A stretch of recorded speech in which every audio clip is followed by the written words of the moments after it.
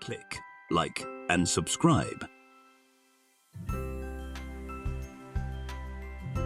We ought to consider not only that our life is daily wasting away and a smaller part of it is left, but another thing also must be taken into the account,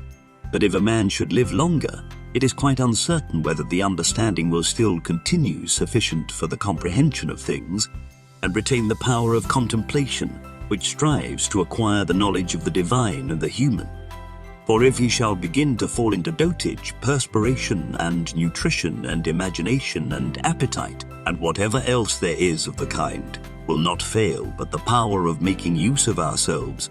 and filling up the measure of our duty, and clearly separating all appearances, and considering whether a man should now depart from life, and whatever else of the kind absolutely requires a disciplined reason. All this is already extinguished. We must make haste then, not only because we are daily nearer to death, but also because the conception of things and the understanding of them cease first. We ought to observe also that even the things which follow after the things which are produced according to nature contain something pleasing and attractive. For instance, when bread is baked, some parts are split at the surface, and these parts which thus open, and have a certain fashion contrary to the purpose of the baker's art, are beautiful in a manner, and in a peculiar way excite a desire for eating. And again, figs, when they are quite ripe, gape open, and in the ripe olives, the very circumstance of their being near to rottenness adds a peculiar beauty to the fruit. And the ears of corn bending down, and the lion's eyebrows, and the foam which flows from the mouth of wild boars, and many other things, though they are far from being beautiful, if a man should examine them severally, still because they are consequent upon the things which are formed by nature help to adorn them, and they please the mind, so that if a man should have a feeling and deeper insight with respect to the things which are produced in the universe, there is hardly one of those which follow by way of consequence, which will not seem to him to be in a manner disposed so as to give pleasure, and so he will see even the real gaping jaws of wild beasts with no less pleasure than those which painters and sculptors show by imitation. And in an old woman and an old man he will be able to see a certain maturity and comeliness, and the attractive loveliness of young persons he will be able to look on with chaste eyes, and many such things will present themselves, not pleasing to every man, but to him only who has become truly familiar with nature and her works. Hippocrates, after curing many diseases himself, fell sick and died. The Chaldee foretold the deaths of many, and then fate caught them too. Alexander and Pompeius and Caius Caesar, after so often completely destroying whole cities, and in battle cutting to pieces many 10,000s of cavalry and infantry, themselves too at last departed from life.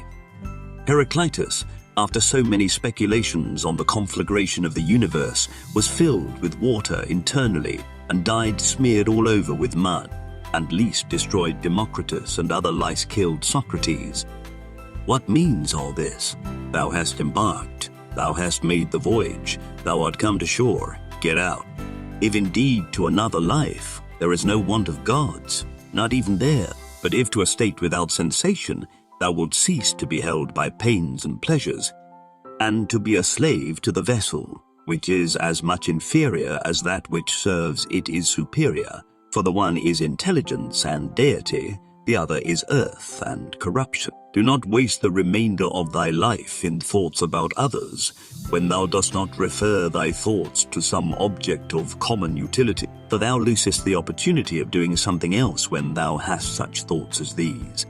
What is such a person doing, and why? And what is he saying, and what is he thinking of? And what is he contriving? And whatever else of the kind makes us wander away from the observation of our own ruling power.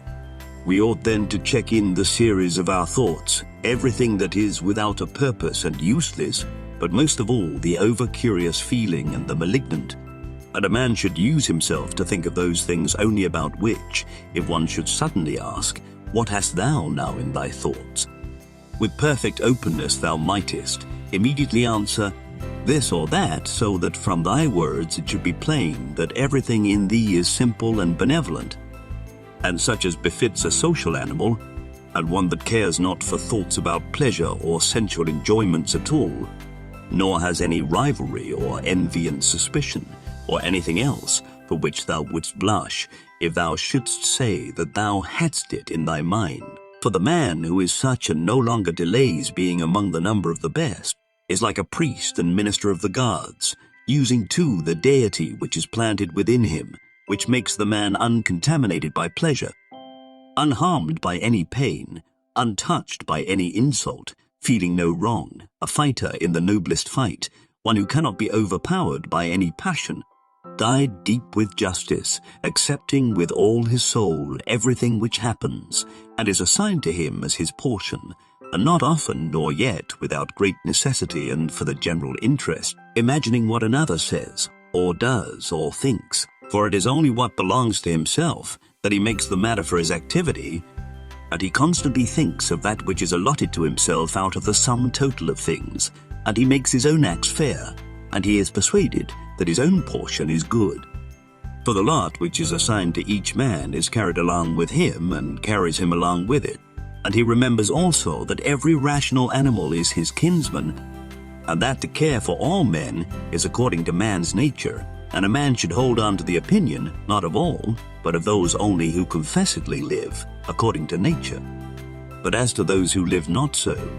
he always bears in mind what kind of men they are both at home and from home, both by night and by day, and what they are, and with what men they live an impure life. Accordingly, he does not value at all the praise which comes from such men, since they are not even satisfied with themselves, labor not unwillingly, nor without regard to the common interest, nor without due consideration, nor with distraction, nor let studied ornaments set off thy thoughts, and be not either a man of many words, or busy about too many things. And further, let the deity which is in thee be the guardian of a living being, manly and of ripe age, and engaged in matter political, and a Roman, and a ruler, who has taken his post, like a man waiting for the signal which summons him from life, and ready to go, having need neither of oath nor of any man's testimony. Be cheerful also, and seek not external help, nor the tranquillity which others give. A man then must stand erect, not be kept erect by others. If thou findest in human life anything better than justice, truth, temperance, fortitude, and, in a word, anything better than thy own mind's self-satisfaction in the things which it enables thee to do according to right reason, and in the condition that is assigned to thee without thy own choice, if, I say, thou seest anything better than this, turn to it with all thy soul, and enjoy that which thou hast found to be the best. But if nothing appears to be better than the deity which is planted in thee, which has subjected to itself all thy appetites, and carefully examines all the impressions, and, as Socrates said, has detached itself from the persuasions of sense, and has submitted itself to the gods and cares for mankind, if thou findest everything else, smaller and of less value than this, give place to nothing else, for if thou dost once diverge and incline to it, thou wilt no longer without distraction be able to give the preference to that good thing, which is thy proper possession and thy own, for it is not right that anything of any other kind, such as praise from the many, or power, or enjoyment of pleasure, should come into competition with that which is rationally and politically, or practically good.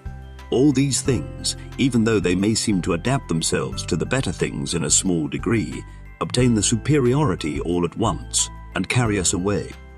But do thou, I say, simply and freely choose the better, and hold to it, for that which is useful is the better. Well then, if it is useful to thee as a rational being, keep to it. But if it is only useful to thee as an animal, say so, and maintain thy judgment without arrogance. Only take care that thou makest the inquiry by a sure method. Never value anything as profitable to thyself, which shall compel thee to break thy promise, to lose thy self-respect, to hate any man, to suspect, to curse, to act the hypocrite, to desire anything which needs walls and curtains, or he who has preferred to everything intelligence and demon and the worship of its excellence, acts no tragic part, does not groan, will not need either solitude or much company, and, what is chief of all, he will live without either pursuing or flying from death. But whether for a longer or a shorter time he shall have the soul enclosed in the body, he cares not at all, or even if he must depart immediately, he will go as readily as if he were going to do anything else which can be done with decency and order, taking care of this only all through life, that his thoughts turn not away from anything which belongs to an intelligent animal and a member of a civil community. In the mind of one who is chastened and purified, thou wilt find no corrupt matter, nor impurity, nor any sore-skinned over, nor is his life incomplete when fate overtakes him, as one may say of an actor who leaves the stage before ending and finishing the play. Besides, there is in him nothing servile, nor affected, nor too closely bound to other things, nor yet detached from other things, nothing worthy of blame, nothing which seeks a hiding place. Reverence the faculty which produces opinion. On this faculty it entirely depends whether there shall exist in thy ruling part any opinion inconsistent with nature and the constitution of the rational animal. And this faculty promises freedom from hasty judgment, and friendship towards men, and obedience to the gods. Throwing away, then, all things, hold to these only which are few, and besides bear in mind that every man lives only this present time, which is an indivisible point, and that all the rest of his life is either past or it is uncertain. Short, then, is the time which every man lives, and small the nook of the earth where he lives, and short, too, the longest posthumous fame. And even this only continued by a succession of poor human beings, who will very soon die, and who know not even themselves, much less him who died long ago. To the aids which have been mentioned, let this one still be added. Make for thyself a definition or description of the thing which is presented to thee, so as to see distinctly what kind of a thing it is in its substance, in its nudity, in its complete entirety, and tell thyself its proper name, and the names of the things of which it has been compounded, and into which it will be resolved. For nothing is so productive of elevation of mind as to be able to examine methodically and truly every object which is presented to thee in life, and always to look at things so as to see at the same time what kind of universe this is, and what kind of use everything performs in it, and what value everything has with reference to the whole, and what with reference to man, who is a citizen of the highest city, of which all other cities are like families, what each thing is, and of what it is composed, and how long it is the nature of this thing to endure, which now makes an impression on me, and what virtue I have need of with respect to it, such as gentleness, manliness, truth, fidelity, simplicity, contentment, and the rest. Wherefore, on every occasion a man should say, this comes from God, and this is according to the apportionment and spinning of the thread of destiny and such, like coincidence and chance. And this is from one of the same stock, and a kinsman and partner, one who knows not, however, what is according to his nature. But I know, for this reason I behave towards him according to the natural law of fellowship with benevolence and justice. At the same time, however, in things indifferent, I attempt to ascertain the value of each. If thou workest at that which is before thee, following right reason seriously, vigorously, calmly, without allowing anything else to distract thee, but keeping thy divine part pure,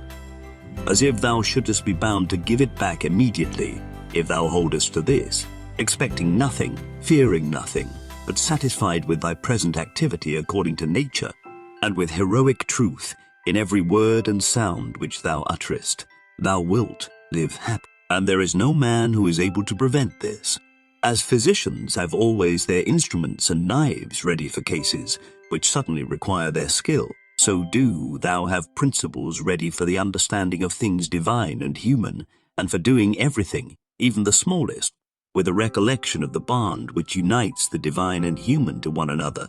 For neither wilt thou do anything well which pertains to man, without at the same time having a reference to things divine, nor the contrary. No longer wonder at hazard, for neither wilt thou read thy own memoirs, nor the acts of the ancient Romans and Hellenes, and the selections from books which thou wast reserving for thy old age. Hasten then to the end which thou hast before thee, and throwing away idle hopes, Come to thy own aid, if thou carest at all for thyself, while it is in thy power.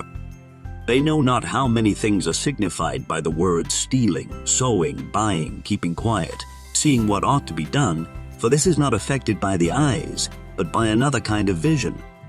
Body, soul, intelligence. To the body belong sensations, to the soul appetites, to the intelligence principle. To receive the impressions of forms by means of appearances belongs even to animals. To be pulled by the strings of desire belongs both to wild beasts and to men who have made themselves into women, and to a Phalaris and a Nero. And to have the intelligence that guides to the things which appear suitable belongs also to those who do not believe in the gods, and who betray their country and do their impure deeds when they have shut the doors. If then everything else is common to all that I have mentioned, there remains that which is peculiar to the good man, to be pleased and content with what happens, and with the thread which is spun for him, and not to defile the divinity which is planted in his breast, nor disturb it by a crowd of images,